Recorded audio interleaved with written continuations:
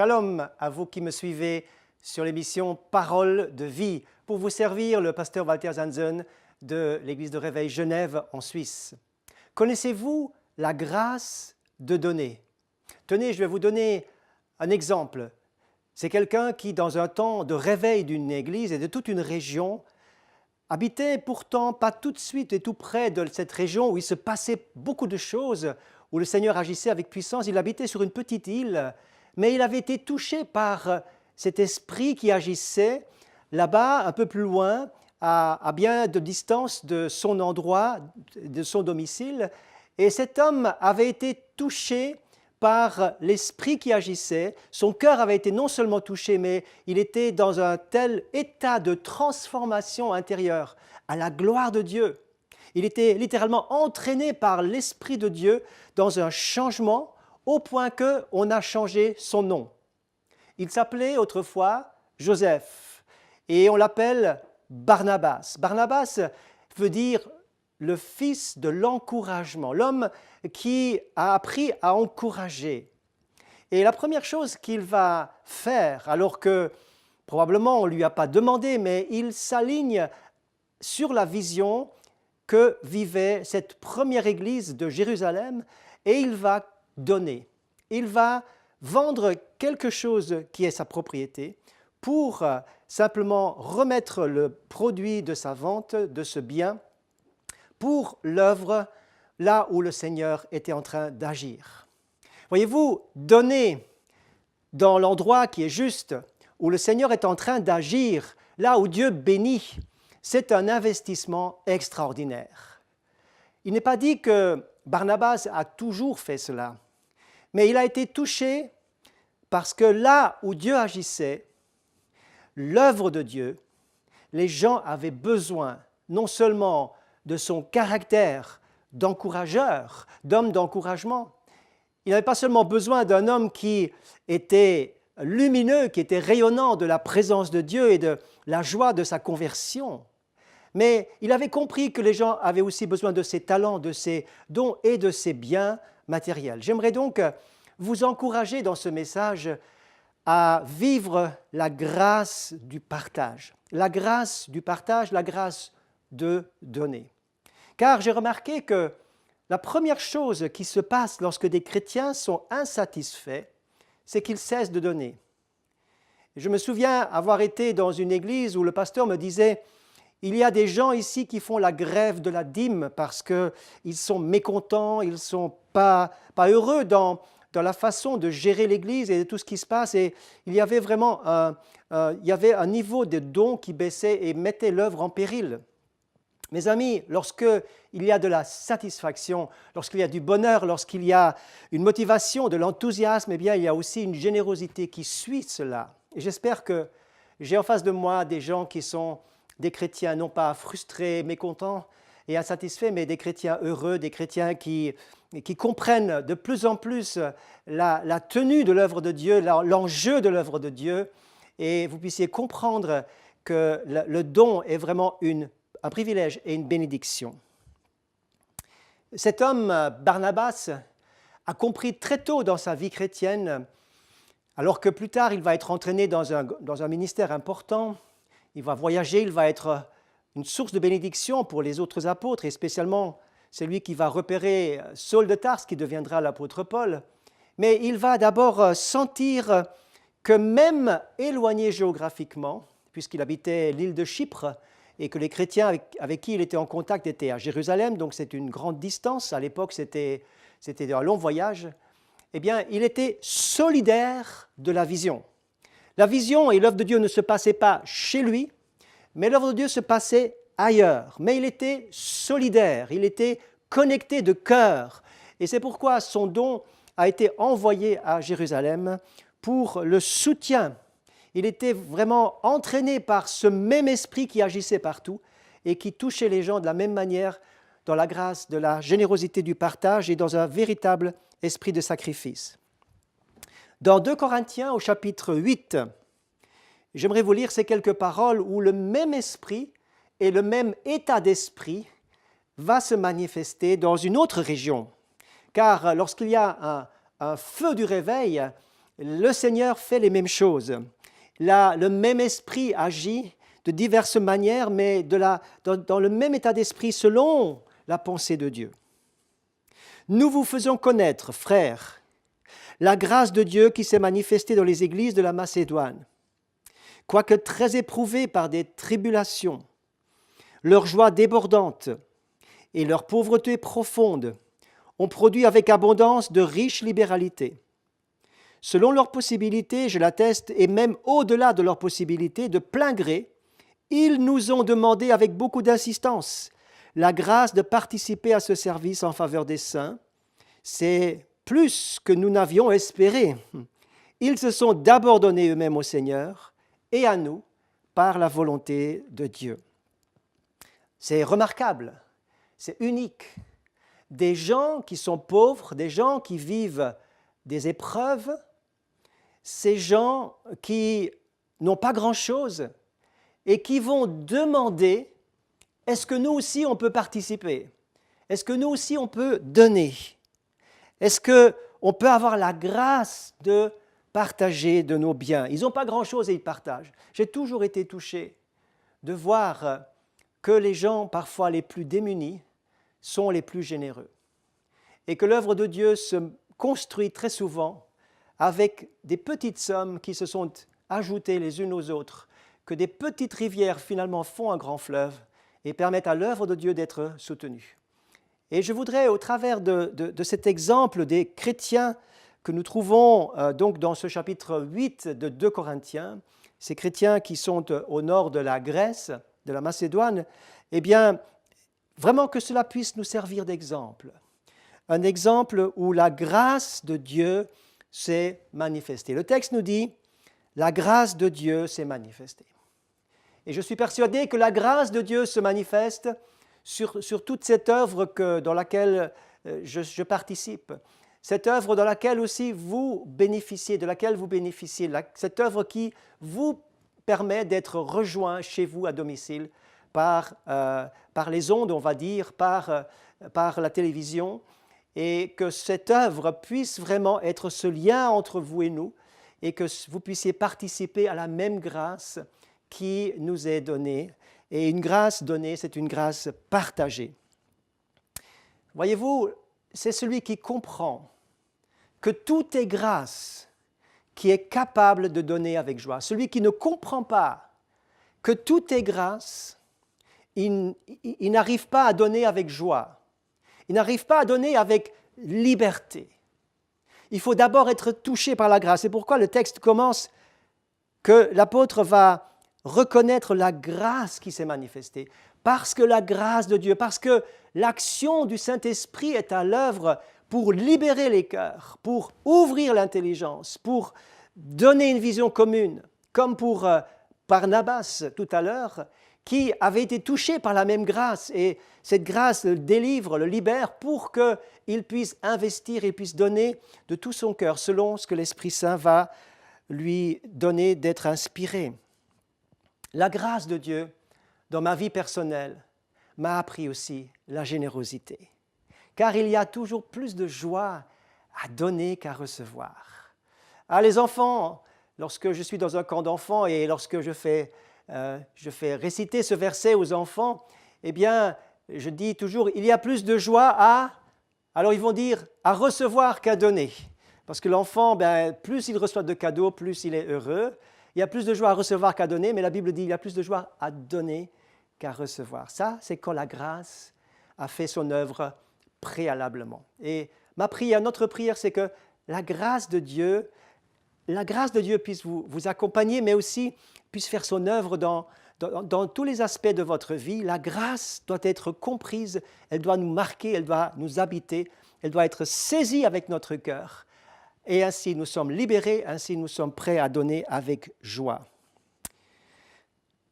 Beaucoup de personnes pensent que donner, c'est être privé de quelque chose. Donner, c'est perdre des moyens, c'est perdre un pouvoir d'achat.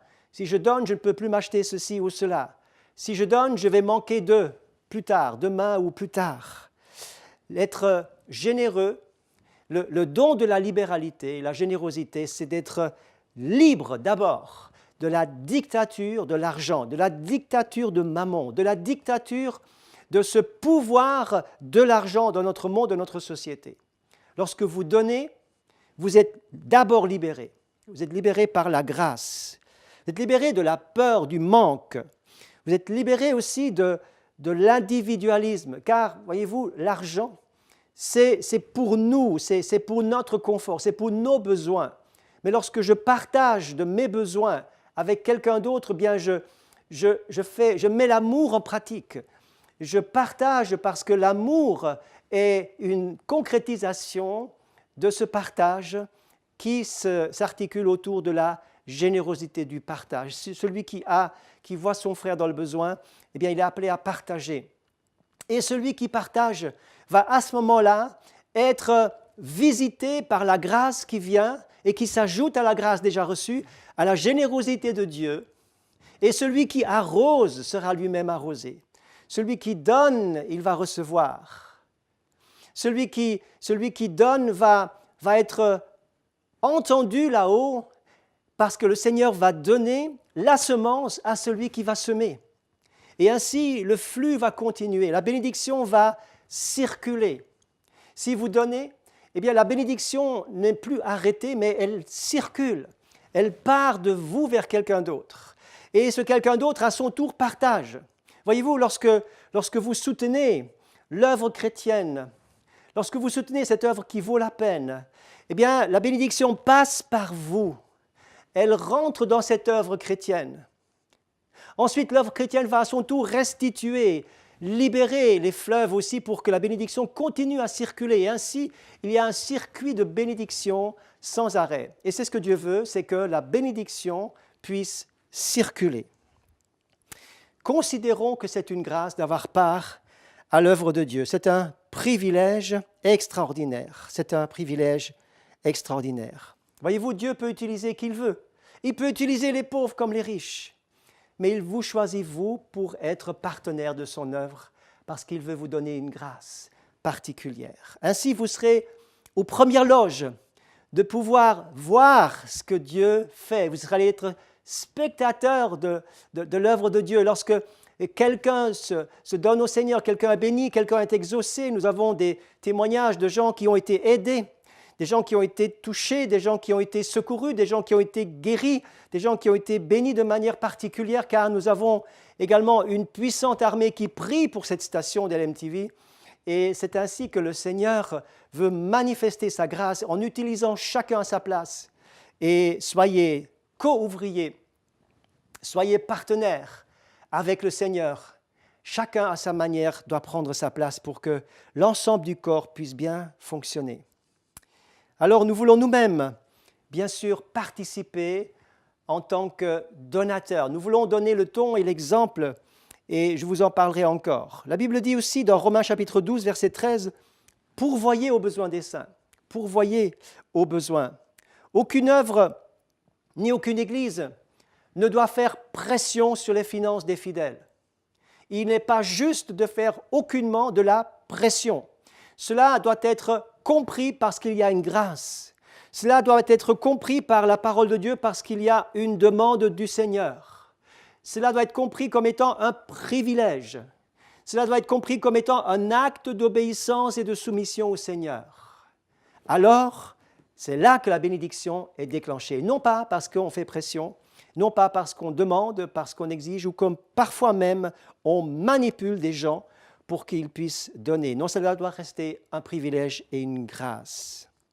Voyez-vous, lorsque nous sommes dans la volonté de Dieu, lorsque nous faisons ce qui est juste, lorsque nous sommes dans notre appel, lorsque nous sommes à notre place, la Bible dit, la parole de Dieu l'affirme, que Dieu pourvoira à tous nos besoins, qu'il nous laissera manquer de rien. Il dira à ses disciples, « Avez-vous, vous qui avez tout quitté pour moi, avez-vous manqué de quelque chose ?» Ils disent « Non. Je n'ai jamais vu le juste abandonné, ni sa postérité manquer de pain, dira encore le texte biblique. Dieu est fidèle et il promet d'être là pour pourvoir à tous vos besoins. L'Éternel est mon berger, je ne manquerai de rien. Mon Dieu pourvoira avec grâce et avec puissance, avec gloire en Jésus-Christ. Mon Dieu pourvoira à tous vos besoins. Le Seigneur pourrait utiliser n'importe qui. Et la Bible dit aussi, Jésus l'a dit, lorsque vous aurez tout fait, dites, nous sommes des serviteurs inutiles. Nous n'avons pas à réclamer une bénédiction, un privilège particulier parce que nous avons donné quelque chose, parce que nous avons servi avec zèle ou avec enthousiasme et avec notre force. Quand vous avez fait tout ce qui vous est demandé, dites, nous sommes des serviteurs inutiles. Cela veut dire que le Seigneur peut se passer de nous, il peut choisir qui il veut, mais il a choisi de passer par vous. Il a choisi de passer par moi, et c'est à moi d'être trouvé fidèle. Soyez fidèles à votre appel. À la fin de toutes choses, le Seigneur nous dira, bon et fidèle serviteur. Celui qui vous a appelé est fidèle. Réjouissez-vous de cela. On peut utiliser une image. C'est que l'eau que vous avez à la maison, et j'espère que vous en avez, l'eau que vous avez à la maison est censée être gratuite. L'eau est pour tout le monde. Cependant, l'eau doit être acheminée chez vous à la maison. Et pour être acheminée, il faut qu'il y ait des conduits d'eau, il faut qu'il y ait des robinets, il faut qu'il y ait des installations sanitaires. Il faut qu'il y ait des pompes, il faut qu'il y ait des châteaux d'eau, il faut qu'il y ait de l'électricité pour que l'eau arrive jusque dans votre salle de bain. Donc l'eau est gratuite, mais l'amener chez vous n'est pas gratuit. Quelqu'un doit payer cela. Donc vous allez payer forcément votre facture de consommation d'eau. L'évangile est gratuit. L'apôtre va dire, vous avez reçu gratuitement. Et Jésus va dire aussi, puisque vous avez reçu gratuitement, donnez gratuitement. L'évangile est gratuit. Mais pour acheminer l'évangile, pour qu'il arrive chez vous via ce moyen des médias, pour qu'il arrive chez vous, l'évangile, quelqu'un a dû payer. Vous allez me dire, mais oui, mais c'est moi qui ai acheté mon téléviseur, c'est moi qui ai acheté mon écran. Mais pour acheminer le signal du message, du bon message de l'Évangile, pour vous encourager là où vous êtes, chez vous, quelqu'un a dû payer. Il y a des appareils sophistiqués, il y a des satellites, il y a du personnel, il y a des factures, il y a toutes sortes de choses. Il y a une somme de choses qui doit fonctionner. Chaque élément doit être à sa place pour que l'Évangile gratuit soit acheminé chez vous. Et mon appel aujourd'hui, c'est que vous puissiez prendre cela à cœur. Prendre cela à cœur parce que nous avons besoin de votre soutien. Il est dit que celui qui enseigne la parole a aussi part à celui qui est enseigné. Ainsi, vous le savez, LMTV vit en grande partie par les dons. Nous nous engageons à prier pour vous, nous nous engageons à produire le meilleur pour que vous soyez bénis, que Dieu agisse dans votre vie. Et nous recevons des appels, je reçois des demandes de prière, des demandes de conseils, des gens appellent, des gens me cherchent via les réseaux sociaux, etc. Et j'aimerais pourvoir à toutes ces nombreuses demandes, en plus de mon Église dans laquelle je suis pasteur, en plus de la formation des jeunes serviteurs de Dieu dont je suis aussi responsable, et des grandes œuvres et des champs missionnaires dont nous sommes aussi responsables dans différents pays du monde, eh bien, j'aimerais vous dire que malgré tout ce travail, nous vous prenons à cœur. Nous voulons sérieusement vous soutenir et vous aider dans les défis et les difficultés que peut-être vous traversez, en priant pour vous et en engageant aussi notre force et notre temps pour vous aider au mieux. Mais pour cela, merci de prendre à cœur aussi le besoin de votre station. Merci pour vos sujets, merci pour vos encouragements, merci pour votre générosité, vos contributions et votre solidarité. Parfois, je me dis, Seigneur, pourquoi tu m'as choisi, moi, qui viens d'un petit village, d'une région perdue, voire oubliée? Pourquoi est-ce qu'un jour j'ai été touché? Eh bien, c'est parce qu'un jour, quelqu'un a été mis sur ma route et qui s'est arrêté pour m'annoncer l'Évangile, pour me parler de Jésus. Sans cette personne, je ne serais pas où j'en suis aujourd'hui. C'est grâce à un témoin, c'est grâce à quelqu'un qui a pris le temps de prier pour moi, qui m'a pris à cœur, qui a passé, et je pense à d'autres personnes qui, dans la suite, ont pris du temps, qui ont consacré du temps pour prier pour moi, pour m'aider, pour répondre à mes questions. Et ainsi, j'étais sur la piste de lancement.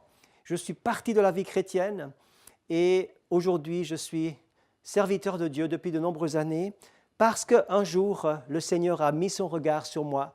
Il m'a trouvé dans un coin perdu. Peut-être que vous aussi. Le Seigneur, au travers des ondes, au travers de ce moyen des médias, vous cherche et vous trouve dans un coin perdu. Alors, soyez reconnaissants, parce que Dieu a pensé à vous, il a touché votre cœur, et c'est une grâce, comme je l'ai dit au début. Et depuis, le Seigneur a toujours pourvu. Je peux vous dire, comme témoignage personnel, que j'ai vécu de nombreuses années sans moyens financiers aucun. Je ne recevais rien, mais Dieu a toujours pourvu. Dieu a toujours pourvu. Il ne m'a jamais laissé manquer de rien.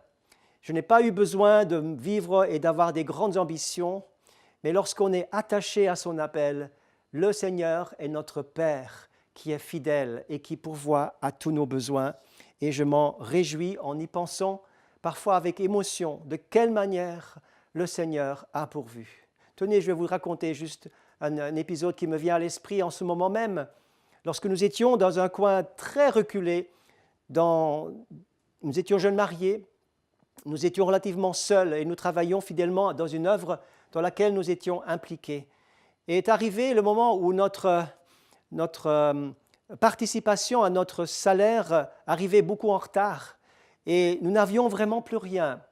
Et nous n'avions pas non plus demandé quoi que ce soit à personne. Ce n'est pas parce que notre salaire est arrivé en retard de plusieurs semaines que nous avons commencé à écrire, à téléphoner, à réclamer. Non. D'ailleurs, à l'époque, nous n'avions même pas le téléphone à la maison. Mais nous avons simplement continué, sans trop nous soucier, et puis nous avons fait connaître nos besoins à Dieu. Et je me souviens qu'il y avait une boîte postale qui était juste à côté d'un petit magasin de fruits et légumes. Et lorsque j'allais chercher le courrier à cette boîte postale, eh bien, je passais saluer les gens qui avaient ce magasin de fruits et légumes. Et puis, voilà, c'était une amitié comme cela. Mais d'une manière incroyable, c'est justement quand je n'avais plus rien que la personne qui tenait ce magasin dit « Ah, tenez, rentrez, prenez cette corbeille » et il me mettait toutes sortes de légumes, de fruits, etc. dans la corbeille et je suis parti avec. Et nous avions de quoi nous régaler. Mais c'était jamais lorsque nous avions tout pleinement, mais c'était quand nous n'avons plus rien que, sans que personne ne sache, cette personne nous invitait afin que nous puissions être servis de manière extrêmement généreuse par la bénédiction que recevait cette personne et qui nous donnait sans savoir que nous avions des grands besoins. Lorsque nous lui avions raconté des années plus tard ce fait divers, cette personne nous a dit « Mais vous auriez dû me demander, je vous aurais donné. » Non, faites connaître vos besoins à Dieu. Ne commencez pas à vous stresser, à être inquiet et dans votre angoisse de regarder à droite à gauche. Comment faire?